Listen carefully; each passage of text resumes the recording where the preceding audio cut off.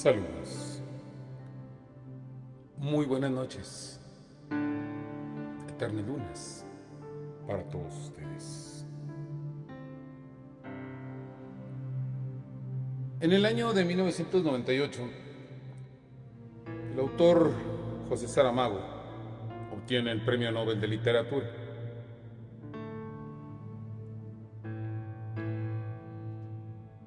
Sin embargo, desde muy temprano momento, podemos estar seguros completamente que a la gente de la iglesia no le gustó de ninguna manera el hombre que había sido seleccionado para dicho premio Nobel. Y ello por causa de una única novela. Una novela que, como vamos a ver, no se separa mucho de las temáticas que usualmente maneja José Saramago. Quienes han tenido la oportunidad de ver las intermitencias de la muerte se darán cuenta, al igual que lo que es el ensayo sobre la ceguera, que hay un móvil muy poderoso dentro de toda la literatura de Saramago. Mientras que en las intermitencias de la muerte que adopta una forma humana y se apasiona con el amorío que tiene por un chelista, nos damos cuenta de que inclusive ese amor puede llegar a ser capaz de conmover totalmente las leyes de nuestro universo e inclusive, por qué no decirlo, acabarlo tal como nosotros lo conocemos. En el ensayo sobre la ceguera, todos los personajes, uno tras otro, van quedándose sin vista, sin razón aparente, sin la existencia de ningún tipo de enfermedad viral y, por supuesto, sin ninguna otra explicación en dicho caso, como no sea la de que en el universo de Saramago, por alguna razón, una mujer es la única que no pierde la vista en en esta historia.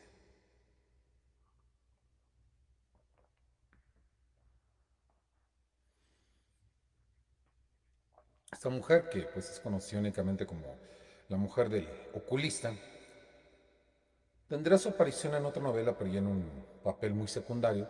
Pero lo que yo quería al mencionar estas dos novelas dentro de la bibliografía de Saramago era simplemente destacar que en ellas existe un móvil muy poderoso que nos obliga a indagarnos a nosotros mismos. Los personajes del ensayo sobre la ceguera suelen ser lo suficientemente egoístas como para poder ver únicamente por sus propios fines. Y sin embargo, en el caso de la mujer del oculista, tiene la posibilidad de encargarse, por el contrario, de pensar en los demás.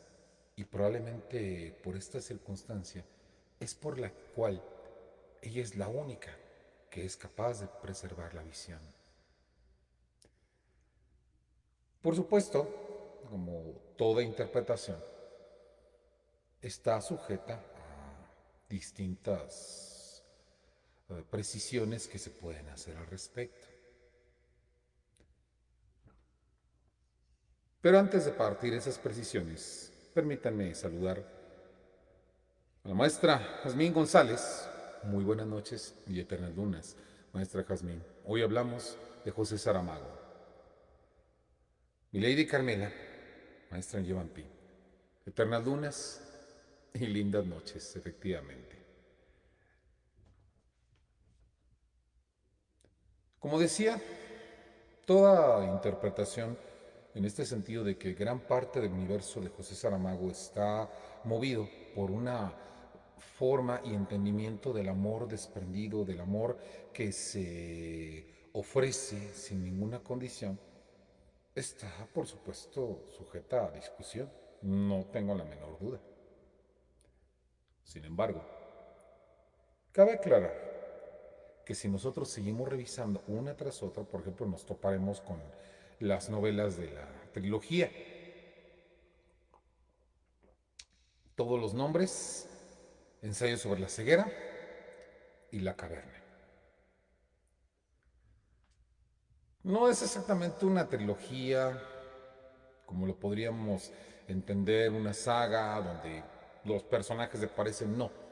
Es una trilogía de índole temática y eso es lo que la hace un poco más complicado de entender y también nos puede ayudar a entender lo que tenemos hoy porque sin duda alguna la iglesia va a satanizar, por decirlo así, esta novela por una serie de reinterpretaciones que hace Saramago en razón de uno de estos personajes que, hablándolo estrictamente como personaje literario, se le reconoce precisamente por la capacidad de sacrificio en beneficio de un bien mayor. Un poco ya lo habíamos platicado el lunes y ahorita que saludemos al maestro Hugo Palacios, a quien le agradecemos como siempre pues su presencia y por supuesto sabe que agradeceremos los comentarios que haga al respecto de nuestro tema del día de hoy. Eh, Seguimos adelante con la cuestión de, bueno, se me hace muy difícil pensar por qué la iglesia habría prácticamente excomulgado al autor por causa de esta novela. Pues, uniendo todos estos elementos que les estoy poniendo a su disposición de lo que yo conozco de la literatura de Saramago, digo, tengo que reconocer que es un autor de novela, junto con Milan Kundera, que es uno de los que más me agrada. Y eso también lo menciono porque es sabido que los dos autores militaban en lados muy distintos de lo que es la política.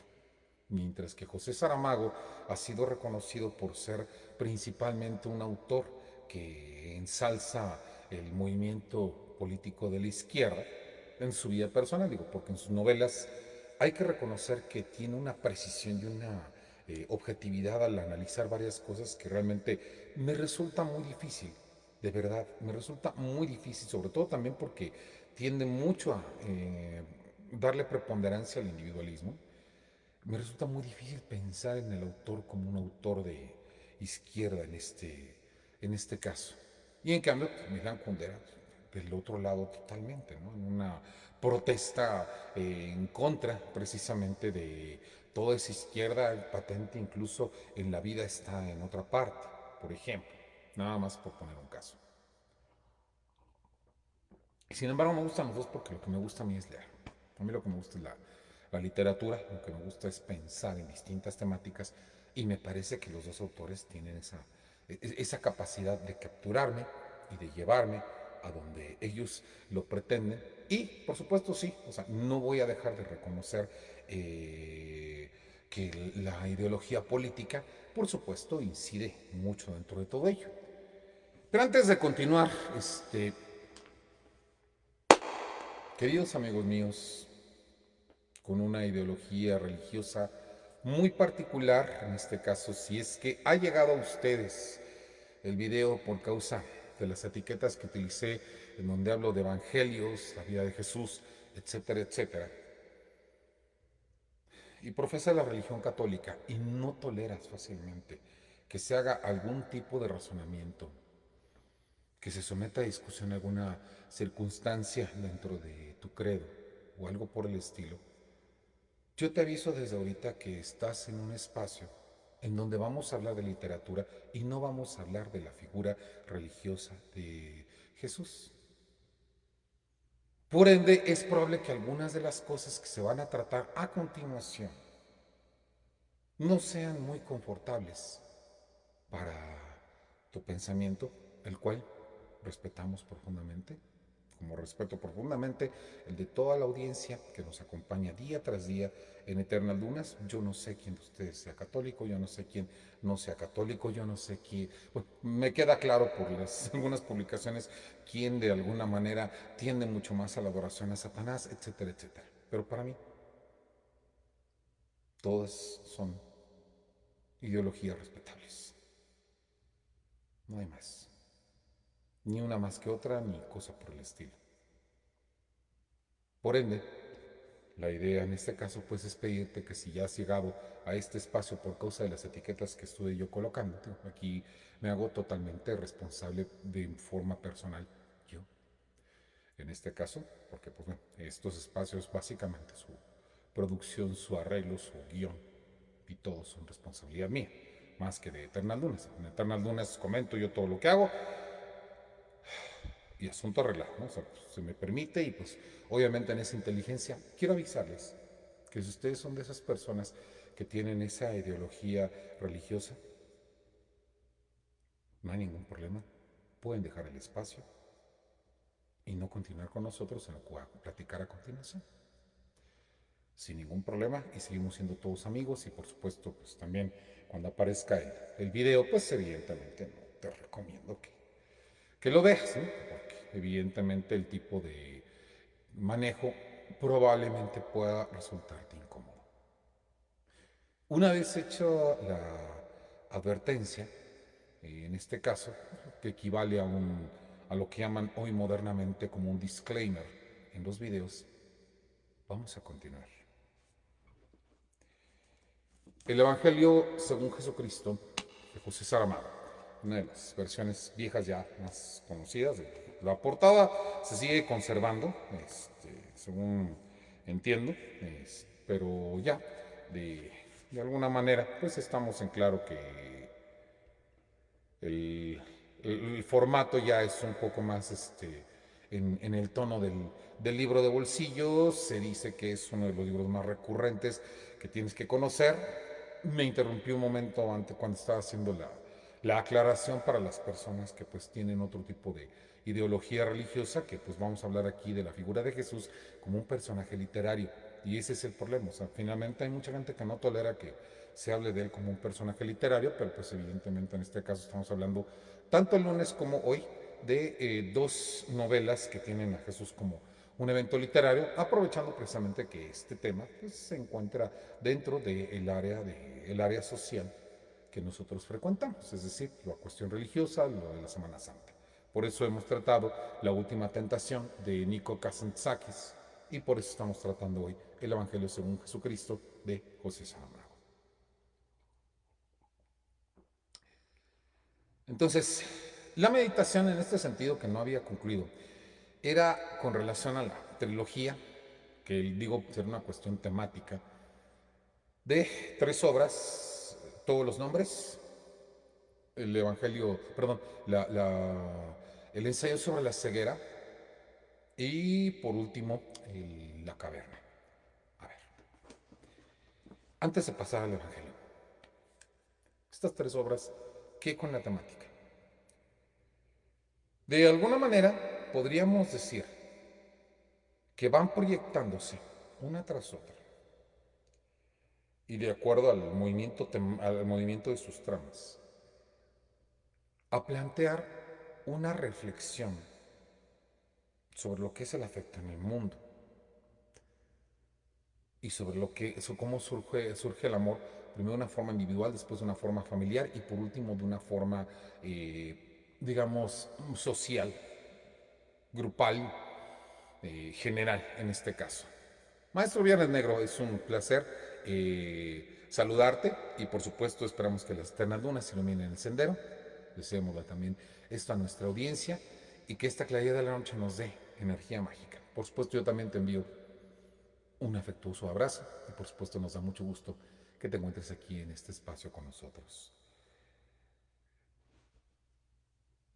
Todos los nombres de José Saramago habla de la historia de este hombre, de este funcionario llamado José, que trabajando en el anticuado registro civil encuentra la ficha y la foto de la escuela secundaria de una chica de la cual inmediatamente se prenda y después de haber vivido una vida solitaria, soltero, decide lanzarse a la gran aventura, tratando de buscar dentro de todos los documentos a esta mujer, pese a que ello le suponga una fuerte reprimenda y hasta el puesto dentro de su registro civil.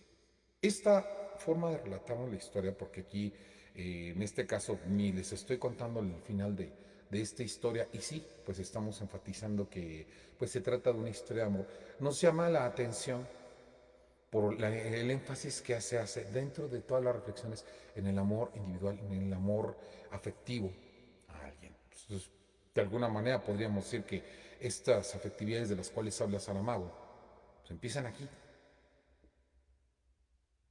La caverna nos plantea el dilema de una familia que ve surgir al lado de su espacio donde trabajan, que es una caverna donde ellos viven, una tienda, una de estas plazas comerciales que amenaza con destruir su modo de vida, puesto que esta familia se dedica a la alfarería. Y aunque en un principio intentan colaborar con gente del centro y venderles su propia alfarería, pues esto fracasa. Entonces, pues bueno, lo interesante en la novela es ver hacia dónde llegan, pero finalmente ahí se enfatiza mucho la cohesión que existe en el amor de la familia. Finalmente, el ensayo sobre la ceguera nos plantea el amor que tiene una mujer, no solamente por su marido, sino como también se proyecta a querer a los demás para finalmente lograr librar las dificultades que, pues bueno, imagínensela en esta novela. Yo les he comentado que es de las más famosas, tuvo una producción fílmica no demasiado brillante, pero podría decirse que respeta mucho el tema de lo que es la, la, la, la novela. Digo, por supuesto, no esperen nada igual. O sea, todos sabemos perfectamente que siempre que existe una producción fílmica sobre una novela, siempre van a cambiar varias cosas por las cuestiones narrativas. Digo, yo que estoy en la, bueno, que soy egresado de la Facultad de Filosofía y Letras en literatura dramática y teatro, yo les puedo decir que ese tipo de cambios son muy necesarios cuando tú haces el guión de una narrativa para trasladarlo a lo que es la narrativa de un género que está hecho para la representación. En este caso el cine, que no es exactamente como el teatro, pero finalmente se presta y se brinda hacia la representación. Entonces, Ceguera, que es así como se llama la película, y bueno, la obra se llama El ensayo sobre la ceguera, plantea cómo la mujer del oculista es capaz de hacer muchas cosas por sacrificio, por amor, pero ya no solamente en el caso de su marido específicamente, sino también por los demás. En una situación caótica donde la gente no ve, donde obviamente el que tiene la posibilidad, cree que tiene la posibilidad, cree que puede aprovechar. O sea, también nos enfrentamos a las cosas terribles de la humanidad, porque prácticamente la situación que reproduce Saramago la calca y la toma precisamente de elementos como los campos de concentración. Ya pueden imaginarse el tema brutal de la novela, la forma brutal en que aparece representada la novela. Y pues tenemos el Evangelio. Cuando hay un autor que ha estado tan preocupado por este tipo de temáticas, necesariamente el cuestionamiento de por qué amas, por qué quieres, por qué amas a alguien, por qué amas a otras personas, se aparece en el universo de Saramago. Naturalmente, si tomas un personaje como Jesús, necesariamente una de las primeras cuestiones que vas a tratar es tu sacrificio, sí. ¿Por qué? ¿Y para qué? Al principio se nos hace mención de la terrible situación en la cual José se siente después de saber que María pues va a procrear al Hijo de Dios. Se siente culpable cuando finalmente esto sucede, cuando se le anuncia del sacrificio de la matanza de los inocentes. Saben que este es un episodio bíblico en el cual, pues, Herodes, el tetrarca de Galilea, En este caso, por nada, mi estimado Hugo Palacio, sabes que pues evidentemente pues, es un placer para mí pues, hablar de estos autores y por supuesto, en mi caso personal, pues bueno, Saramago es uno de los que más me gusta, en este caso es uno de los que más me he leído en un dado momento, igual que Milan Kundera, que pues también necesito releerlo un poquito. Solamente que evidentemente el tema de los temas de Kundera no se prestan mucho para todo este ámbito de lo gótico en esta semana, pues bueno, por causa de la Semana Santa y por también ser un tema pues muy relacionado a todo este tipo de cosas que siempre se ponen en duda dentro de la literatura gótica, que es precisamente el cuestionamiento del papel de Dios y el diablo, entre otras cosas, pues me resultaron pues muy apropiados para poder tratar en estas vacaciones. Prosiguiendo, José se encuentra muy turbado por la posibilidad de que el ángel le dice, tú eres culpable de la matanza de los inocentes. Herodes, el tetrarca de Galilea, pretendía, después de saber las profecías y después de haber interrogado a los que, pues, como nosotros recordamos dentro de toda esta serie de personajes, a los que serían los reyes, posteriormente llamados los reyes magos, que simplemente eran reyes que iban a adorar a Jesús, el recién nacido, pero se entera de que pues esto ha sucedido, calcula la edad más o menos que va a tener el niño y ordena el sacrificio de todos estos niños debido a los centuriones a sus órdenes. La bárbara masacre le hace notar el ángel al padre de Jesús, bueno, padre aquí en la tierra, en este caso, el carpintero José le hace notar que esto pudo haber sido evitado si él hubiera avisado y después hubiera huido para no permitir el sacrificio de los niños. Por causa de ello, José se desarraiga de su... Podría ser, Hugo. Ahorita interrumpiendo otro poquito para poder ver este comentario, porque siempre son interesantes los comentarios de Hugo en este caso. Podría ser el tema de la libertad. Podría ser en un determinado momento. Vamos a pensarlo precisamente para Milan Kundera y pues relacionarlo con todo este universo de lo gótico. Entonces José se desvincula de su mujer, prefiere ir a los conflictos que se están llevando a cabo, en este caso por causa de las situaciones debidas a Herodes, entre otros personajes, con respecto a la cuestión política. E inclusive aquí tenemos una oportunidad para quien no conozca cómo narra Saramago, de tener una cita sobre la forma en que lo hace. Ah, otra cosa, no se desespere quien lea Saramago. No utiliza el Señor otra cosa más que comas y puntos.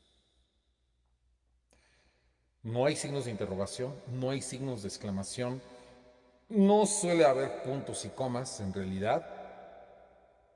Y uno podría decir, vaya usted a saber, ¿no? O sea, yo sí tengo una idea muy clara de ello, porque finalmente, gracias a esto, lo único que hace son las pausas necesarias y permite de esta manera que el lector deje de ponerle la emocionalidad más que la que él sienta necesaria en un momento, ya que de por sí los diálogos y todas las cosas que escribe Saramago están cargadas de una emotividad. Entonces, yo supongo que él pensó en un dado momento, pues no es necesario poner esto. No es necesario poner signos que destaquen la cuestión emotiva porque me parece que ya se escribió de manera muy clara. Y pues es la impresión que nos da, solamente que algunas personas se medio desesperan con esta costumbre de Saramago. Pero pues evidentemente si leyeran Los ojos de perro azul de el gran colombiano Gabriel García Márquez, pues se darían cuenta de que pues, está peor la cosa en ese caso. Pero bueno, eso es para que también nos avengamos a que leyendo a algunos autores, pues nos vamos a dar cuenta que cada uno con sus innovaciones, pues nos va a traer algo distinto. Pues bueno, voy con esta. Y pues por supuesto todas las intencionalidades se deberán a mi lectura. Cuando acabe esta guerra y no tardará, que le estamos viendo en sus últimos y fatales estertores, será el recuento final de los que en ella perdieron la vida, tantos aquí, tantos allá, unos más cerca, otros más lejos, y sí es cierto que con el correr del tiempo, el número de los que fueron muertos en emboscadas o batallas campales acabó perdiendo importancia o olvidándose del todo. Los crucificados, unos 2000, según las estadísticas más fiables, permanecerán en la memoria de las gentes de Judea y de Galilea, hasta el punto que se hablará de ellos bastantes años, cuando nueva sangre sea derramada en una nueva guerra. 2000 crucificados es mucho hombre muerto, pero más serían si los imaginamos plantados a intervalos de 1 kilómetro a lo largo de un camino o rodeando. Es un ejemplo, el país que ha de llamarse Portugal, cuya dimensión en su periferia anda más o menos por ahí, entre el río Jordán y el mar. Lloran las viudas y los huérfanos. Es una antigua costumbre suya. Para eso son viudas y huérfanos, para llorar. Después de todo se reduce a esperar al tiempo que los niños crezcan y vayan a una guerra nueva. Otras viudas y otros huérfanos vendrán a relevarlos. Y si mientras tanto han cambiado las modas, si el luto de blanco pasó a ser negro o viceversa, si sobre el pelo que se arrancaba manojo se pone ahora una mantilla bordada, las lágrimas son las mismas cuando se sienten. Poético, pero no deja de observar, por supuesto, una dolorosa verdad. Saramago tiene especialidad en este tipo de escenas, en lo que es ensayo sobre la ceguera. Se puede palpar mucho el ambiente apocalíptico con el que él pretende manejar la narrativa de la novela y lo logra de una manera admirable.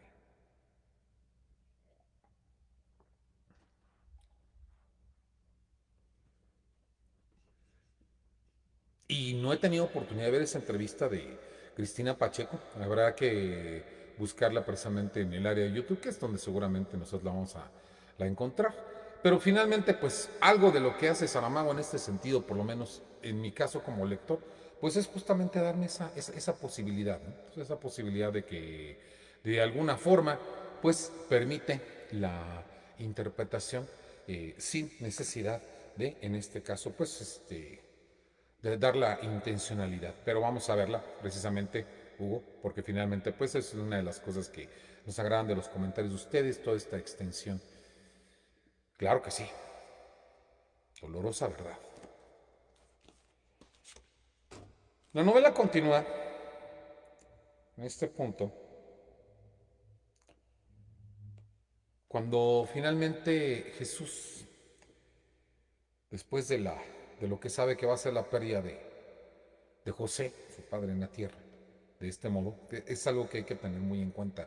Esta versión de la vida de Jesús está hablando de los personajes que no suelen hablarse. Esa es ya una de las primeras cosas que podemos nosotros interpretar.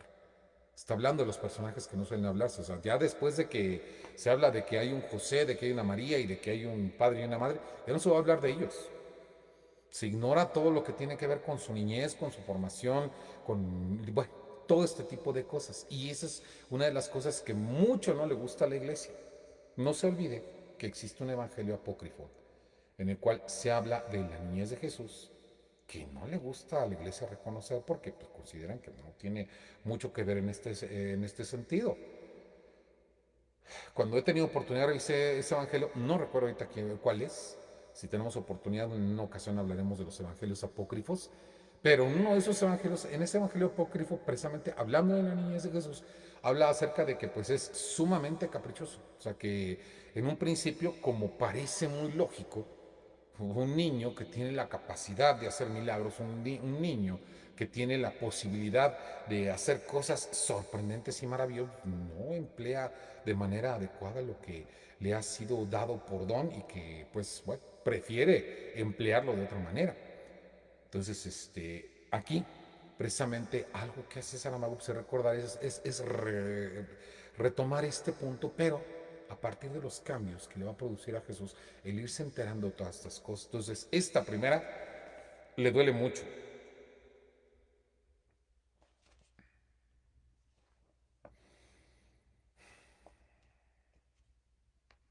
Vámonos aquí enseguida. Luego enmendó. No nos vamos, sin más explicaciones. Fue necesario que le preguntase, ¿qué gritos son esos? María no respondía al hijo. Sería tan fácil demostrarle que no era culpable, pero pensó en su marido crucificado. También él, muerto inocente, y sintió con lágrimas y vergüenza que lo amaba ahora mucho más que de vivo, y por eso se cayó. La culpa que llevó uno puede llevarla al otro. Dijo María, vámonos a casa, ya no tenemos nada que decirnos aquí. Y el hijo le respondió, vete tú, yo me quedo. Parecía que se había perdido el rastro de las ovejas y el pastor. Ese pastor, por supuesto, se retoma después y es muy importante. Ahorita lo vamos a mencionar. Un pastor con el que se encuentra en el desierto. El desierto era realmente un desierto y hasta las casas lejanas, dispersas como al azar por la ladera abajo, parecían grandes piedras talladas de una cantera abandonada que poco a poco se fueron enterrando en el suelo. Cuando María desapareció en la hondura cenicienta de una vaguada, Jesús de rodillas gritó y todo el cuerpo le ardía como si estuviese sudando sangre. Padre, Padre mío, ¿por qué me has abandonado? Porque eso era lo que el pobre muchacho sentía. Abandono, desesperación, la soledad infinita de otro desierto. Mi padre, mi madre, mis hermanos. Un camino de muertos iniciado. De lejos, sentado en medio de las ovejas y confundido con ellas, el pastor lo miraba.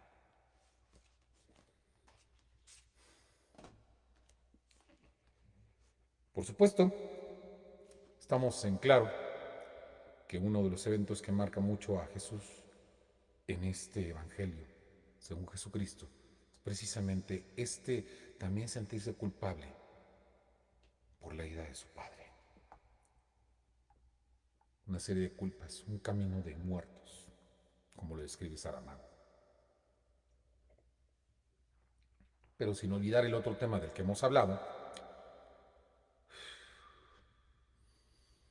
al igual que Nico Kazantzakis, también hace un ajuste en la relación con María Magdalena.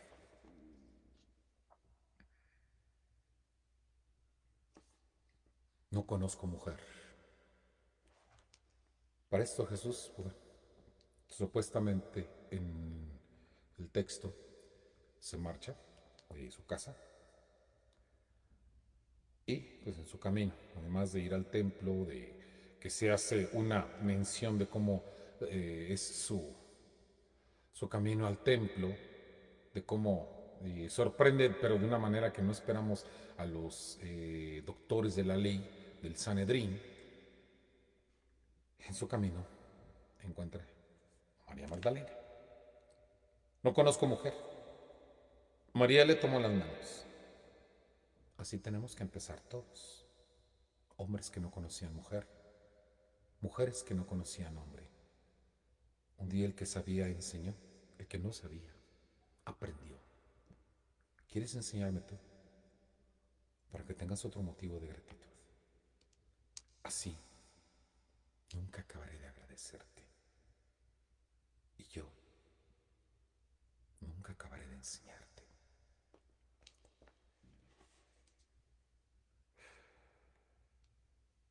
Luego juntos, Jesús amparado como antes hiciera, en el hombro de María, prostituta de Magdala, que lo curó y lo va a recibir en su cama.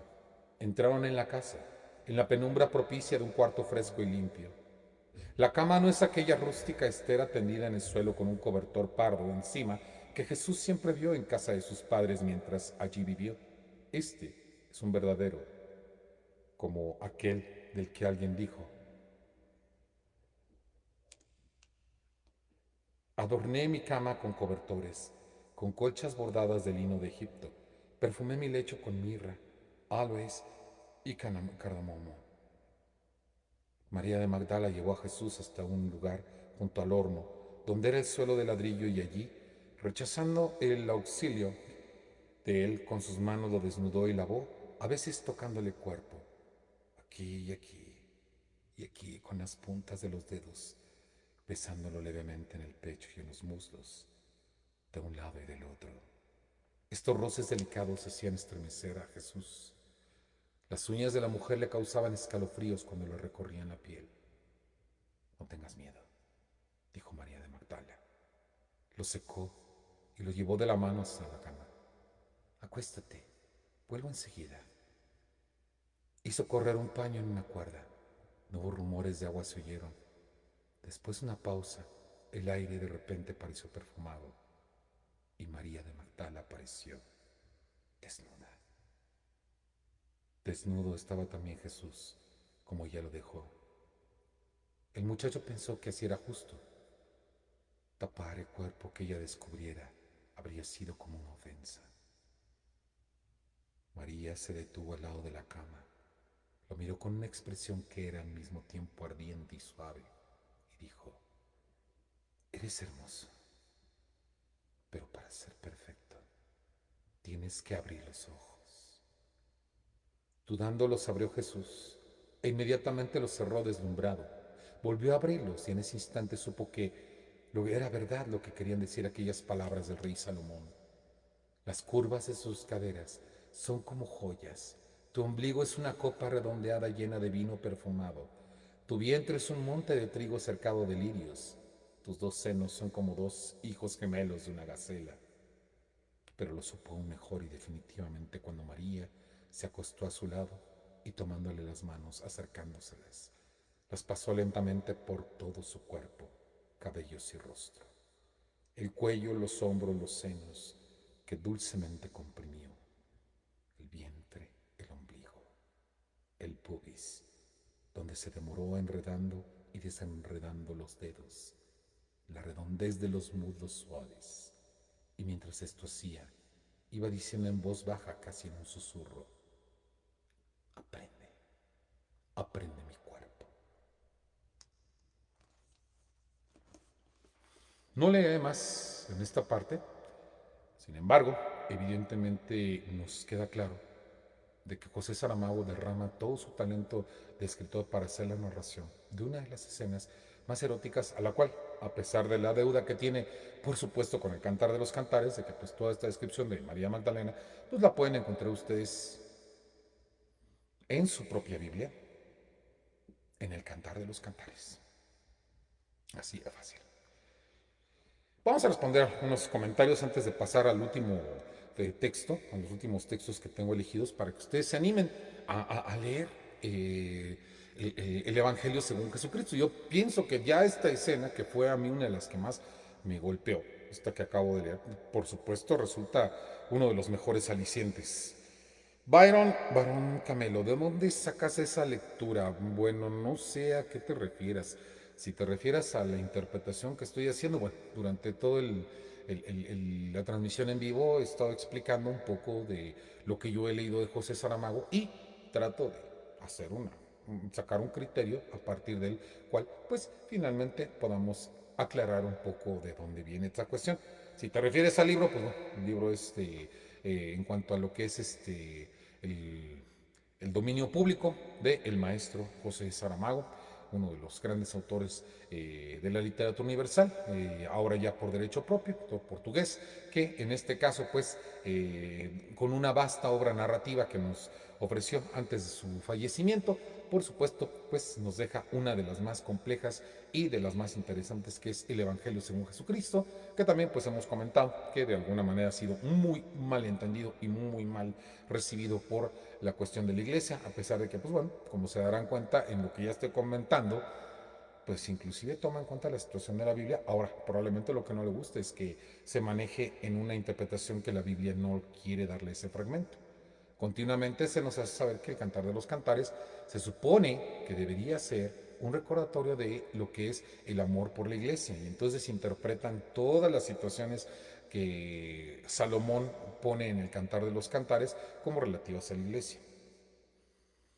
Yo no voy a contradecir lo que diga alguien en este sentido con sus creencias, porque eso son sus creencias. Yo solamente voy a decir que, pues bueno, a mí se me hace lógico que si el Señor tenía muchas esposas y pues se supone que este canto lo compone después de conocer a la reina de Saba, con la que se supone que también tuvo cierto tipo de contacto, pues me parece muy lógico que sea un canto para una mujer.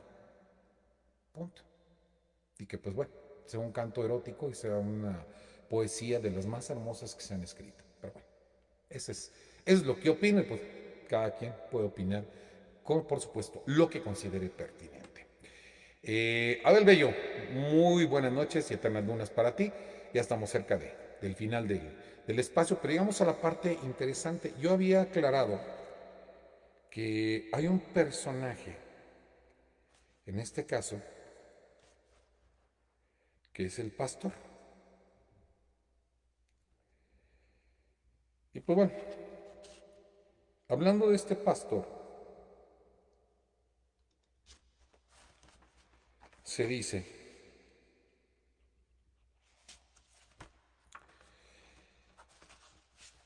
que constantemente, y sobre todo pues antes de la famosa meditación en el huerto de Getsemaní, tan climática, no sé si se han dado cuenta, es una escena climática para estas versiones alternativas de la vida de Jesús. Una de las más famosas, ya la comenté el lunes, que fue La última tentación de Cristo, de Nico Kazantzakis.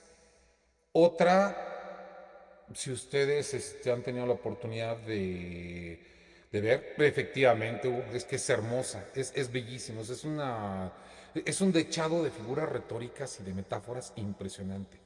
O sea, realmente no hay, no he hallado una manera tan excelsa de manejarlo. Digo, me gusta mucho leer la poesía erótica, mismo yo la practico, como se darán cuenta los que nos siguen en Eternas Lunas, que pues, diariamente dejamos una poesía ahí con este carácter, pero sin duda alguna lo que es el Cantar de los Cantares es impresionante. Entonces, bueno, estábamos nosotros con este tema. Muy bien, Byron, nos gustaría que te acercaras al libro, sobre todo si te ha llamado la atención con todo lo que hemos platicado. Ese pastor que constantemente se le aparece a Jesús, por lo que se nos da a entender, no es otro sino el propio Dios, tomando una forma humana, con la cual pues está interactuando con él. Entonces hay un momento en donde empiezan a hablar, donde empiezan a comentar. Saludos, Kaiser Phoenix, eternas lunas para ti. Y entonces le dice lo siguiente: lo estoy y no lo estoy, o mejor dicho, lo estaría si no fuera por este inquieto corazón mío que todos los días me dice, sí Señor, bendito destino. Después de 4000 años de trabajos y preocupaciones, que los sacrificios en los altares, por abundantes y variados que sean, jamás pagarán, sigue siendo el Dios de un pueblo pequeñísimo que vive en una parte diminuta del mundo que creaste con todo lo que tiene encima. Dime tú, hijo mío, si puedo vivir satisfecho teniendo esta, por así llamarla, vejatoria evidencia todos los días ante los ojos. Yo no he creado ningún mundo, no puedo valorarla, dijo Jesús. Es verdad, no puedes valorarla, pero sí puedes ayudar. ¿Ayudar a qué? A ampliar mi influencia para ser Dios de mucha más gente. No entiendo. Si cumples bien tu papel, es decir, el papel que te he reservado en mi plan, estoy segurísimo de que en poco más de media docena de siglos, aunque tengamos que luchar yo y tú con muchas contrariedades, pasaré de Dios de los hebreos a Dios de los que llamamos católicos, a la griega. ¿Y cuál es el papel que me has destinado en tu plan? El de mártir, hijo mío. El de víctima, que es lo mejor que hay para difundir una creencia y enfervorizar una fe. Las dos palabras, mártir, víctima, salieron de la boca de Dios como si la lengua que dentro tenía fuese de leche y miel, pero un súbito hielo estremeció de horror los miembros de Jesús. Parecía que la niebla se hubiese cerrado sobre él al mismo tiempo que el diablo lo miraba con expresión enigmática, mezcla de interés científico e involuntaria piedad. Me dijiste que me darías poder y gloria, balbuceó Jesús, temblando aún de frío. Y te los daré, pero recuerda lo que acordamos en su día. Lo tendrás todo, pero después de la muerte. Ya nos quedó claro por qué el juego de pastor que le habla como Dios, creo que en realidad para Jesús en este momento se le está identificando como el diablo que lo tentó en este episodio de los 40 días que permaneció en el desierto.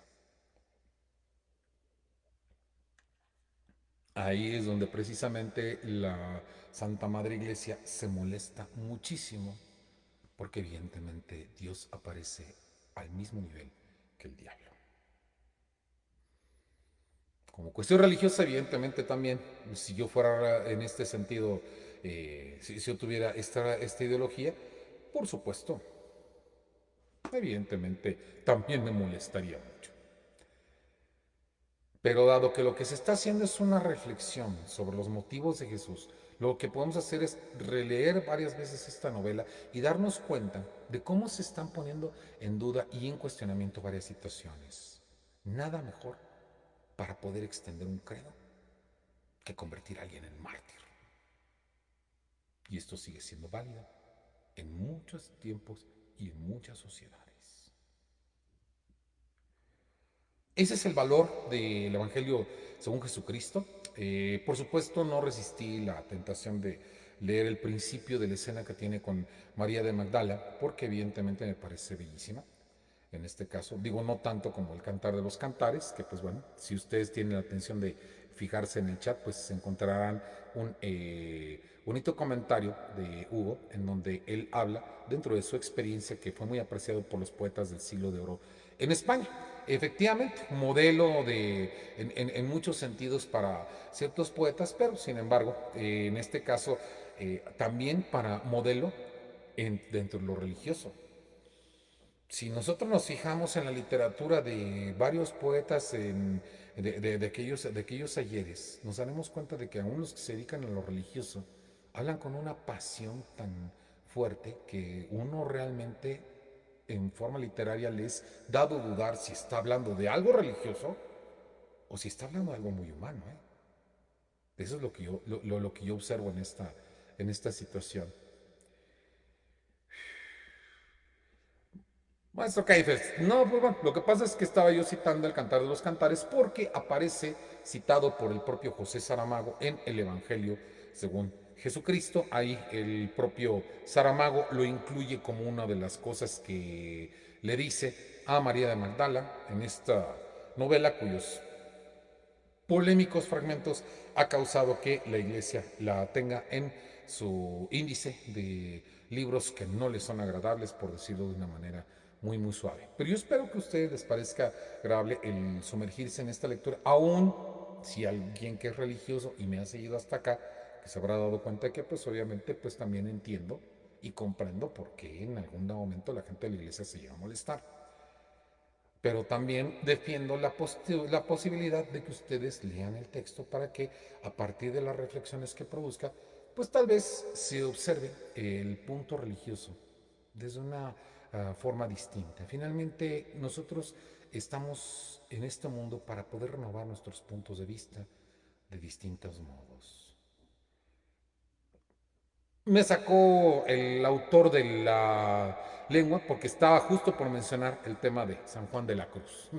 San Juan de la Cruz finalmente vendría a ser, maestro Hugo, uno de estos autores que precisamente yo he leído y he dudado muchísimo que se hable de, que realmente en momentos esté hablando de una cuestión religiosa. Digo, tengo que creer que es así porque pues evidentemente hay todas las alusiones, pero la forma tan encendida resulta sumamente llamativa en este punto para poder considerarla hasta cierto punto amorosa.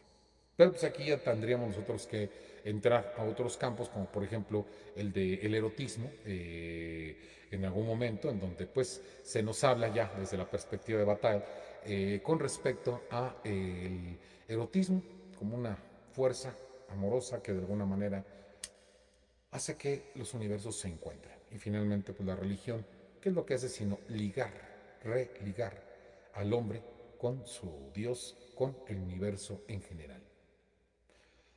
Pero toda esta conversación, pues ya excedería mucho del tiempo y ya esta vez lo hemos excedido. He querido no dejar para segunda parte, en este caso, lo que es el tema tanto de el lunes como la última tentación de Cristo como este, porque me pareció interesante que se terminaran dentro de este ámbito de las vacaciones y que por supuesto pues tengan toda la reflexión completa. Entonces, evidentemente nos gustaría que pues se llevaran este buen sabor de boca de estas obras de las que hemos hablado, que las lean. Obviamente pues no he comentado cuál es la resolución, digo, todos conocemos cuál es la vida de Cristo.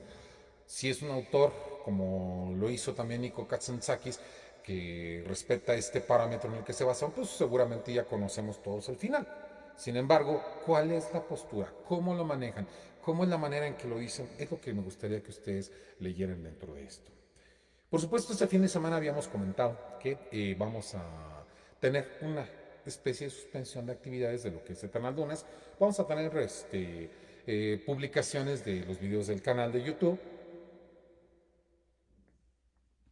Pero esta semana no tuvimos retos, no tuvimos eventos en vivo, en este caso, y nada más. Es lo que nosotros estamos planteando para que pues ustedes, si es el caso, se dediquen a su reflexión religiosa, tal como ustedes lo consideren pertinente. Y si no, pues bueno, que disfruten pues la vacación en este caso, porque finalmente pues si la fecha no tiene para ustedes una reflexión religiosa que hacer, pues es un buen puente, es una vacación, es un momento para también relajarse y finalmente pues llegar a la reflexión, pero bajo otras perspectivas. Me halagas, Kaiser, digo, no, evidentemente yo reconozco que hay muchas cosas que me gusta conocer y por eso también un poco el pretexto de estos espacios es el que yo vuelva a leer a estos autores, a toda esta gente que he leído a lo largo de, pues desde mi juventud para ahora y qué bueno que así lo asumen ustedes y que podamos compartirlo con ustedes. Soy Paul Raven 666, estamos en el canal de las leyendas del cuervo, estamos por supuesto aquí en Eternal Dunas en sus distintos espacios, en Instagram Eternal Dunas 1, en Twitter Eternal Dunas 22, estamos también por supuesto en la cuenta de TikTok con la presentación de los videopoemas, de los libros del cuervo, que son estos espacios donde hablamos de literatura, en donde pues los subimos a YouTube para que ustedes tengan la oportunidad de volver a ver estos espacios si es que les llamaron la atención las lecturas y los temas que aquí tratamos. Y por supuesto también estoy publicando en mi cuenta de Instagram, Paul-Raven777, la música que nosotros producimos, y mi cuenta de SoundCloud. Nada más, en este caso, agradecerles como siempre su preferencia, su paciencia para estar conmigo platicando de todo esto, agregarme los comentarios que ustedes pues generan para todos nosotros. En este caso, digo todos nosotros, porque evidentemente, como lo dije, pues también hay muchas cosas que yo aprendo con ustedes a partir de esta bonita interacción que tenemos con todos. No me queda más que desearles que tengan pues este excelente fin de semana dentro de estas festividades de Semana Santa y eternas lunas para todos ustedes. Muchas gracias, Hugo. Bueno, me llega un comentario por otra de las comunicaciones que tengo aquí en la computadora de que les quiero avisar, ¿no? Estamos de plácemes el día de ayer. Seo Morticio, que es este personaje que me acompaña en las leyendas del cuervo, tiene ya su cuenta de Instagram. Entonces, si alguno no conocía los primeros videos, porque pues bueno, evidentemente cuando uno empieza a manejar cierto tipo de cosas dentro de lo que es el ámbito de TikTok, que es donde están las crónicas de Morticio, pues uno no conoce de esta cuestión de las etiquetas y cosas por el estilo. Ahora pueden comenzar a ver todos los videos que el señor Morticio presentó desde un inicio, en este caso, y ustedes pueden acceder a la cuenta de Instagram. En la página de Eternal Lunas ya tenemos el vínculo, pusimos una propaganda en los distintos espacios, también en las leyendas del cuervo, así que pues lleguen ustedes a la cuenta de Son Morticio, síganlo, y verán el tipo de ocurrencias que tiene este curiosísimo personaje. Nos despedimos ahora sí de nuestros amigos, agradeciendo a Byron Barón Camelo, evidentemente, Eternal Dunas también, a Kainsat Phoenix, también Eternal Dunas para ti, por supuesto, y muchísimas gracias por estar en este espacio. Y pues bueno, Jazmín, le daremos las felicitaciones al señor Morticio, que pues sigue creciendo en los espacios, sigue pues en este caso llamando la atención por este desenfadado y curioso estilo de platicar las cosas. Ahora sí, muy buenas noches, feliz fin de semana y eternas lunas para todos ustedes.